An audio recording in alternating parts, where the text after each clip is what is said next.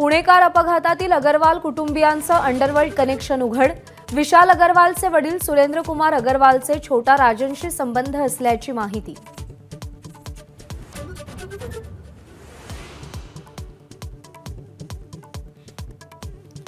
पुणे अपघात प्रकरणात अल्पवयीन आरोपीवर वाहन कायद्याच्या कलम 185 अंतर्गत नवा गुन्हा।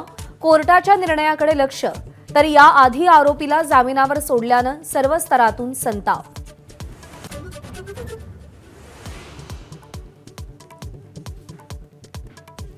रॅश ड्रायव्हिंग प्रकरणातील आरोपीचे वडील विशाल अग्रवालला हायकोर्टात हजर करणार।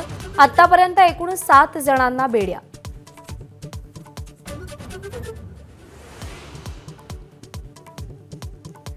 पुणे अपघात प्रकरणात राहुल गांधींचं वक्तव्य, न्याय सुद्धा पैशाने विकत घेतला जातोय असा हिंदुस्थान मोदी घडवतायत। राहुल गांधींचा हल्लाबोल।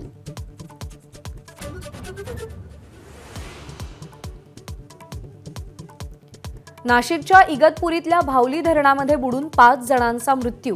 धरणावर फिरायला गेलेले 5 जण बुडाले। मृतांमध्ये मामा भाच्यांचा समावेश। इंदापुरामध्ये भीमा नदी पात्रात बोट बुडाली, 6 प्रवासी बेपत्ता। एनडीआरएफ कडून शोध सुरू, तर सुप्रिया सुळेंकडून दुर्घटनास्थळाची पाहणी।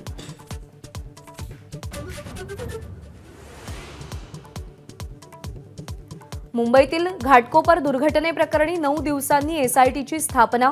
गुन्हे शाखेचे सहआयुक्त लक्ष्मी गौतम यांच्याकडून आदेश जारी, तर दुर्घटनेतील मृतांचा आकडा 17 वर।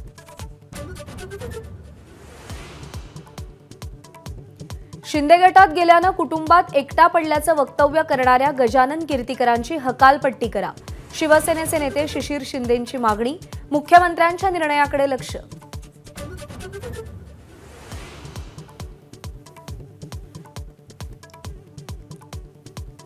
अहमदनगरमध्ये ईव्हीएम ठेवलेल्या गोदामाजवळ अज्ञाताकडून छेडछाड। आमदार निलेश लंकेंकडून व्हिडिओ ट्विट।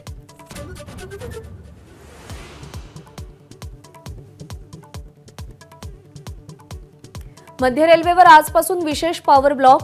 पुढचे 3 दिवस प्रगती एक्सप्रेस, वंदे भारतसह लांब पल्ल्याच्या काही गाड्या रद्द।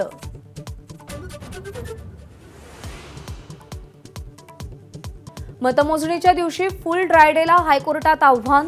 4 जूनला मुंबईमध्ये संपूर्ण दिवस दारूबंदी न करता ती निकालापर्यंतच असावी।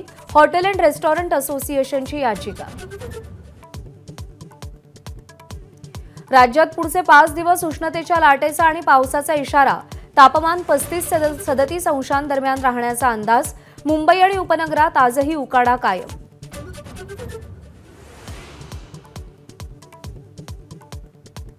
सोलापुरातल्या करमाळ्यात अवकाळी पावसामुळे केळीच्या बागांचं नुकसान। वादळामुळे शेतकऱ्यांचं कोट्यवधींचं नुकसान।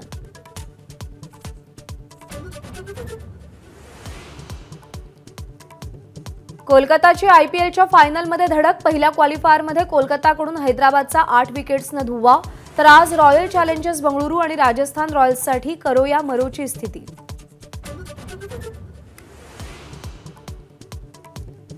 नाशिकच्या गांधीनगरमधील कॉम्बॅट एव्हिएशन स्कूलमध्ये 40व्या तुकडीचा दीक्षांत सोहळा। हेलिकॉप्टर्सच्या प्रात्यक्षिकांनी डोळ्यांचं पारणं फेडलं। एबीपी माझा, उघडा डोळे बघा नीट।